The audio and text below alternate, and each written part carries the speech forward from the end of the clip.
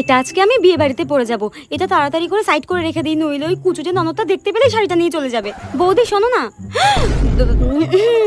বলছি আজকে রাতে তো আমাদের একটা বিয়ে বাড়ি রয়েছে, আর আমি বিয়েতে ভাবছি একটা শাড়ি পরবো। তোমার একটা ভালো শাড়ি থাকলে দাও তো। কই, আমার কাছে তো একটাও ভালো শাড়ি নেই গো। তুমি তো নিজেই দেখেছো, বলো বিয়ের পর তো তোমার মাই আমার সব ভালো ভালো শাড়িগুলো নিজের আলমারিতে রেখে দিয়েছে। কি বললে তুমি আমার মাকে?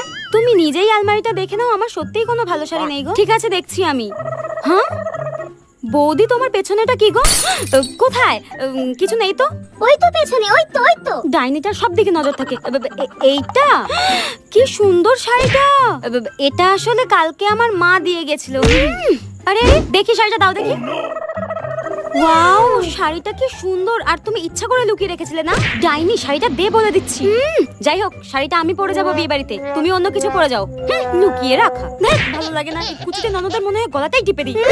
ডাইনি দেখি একটা।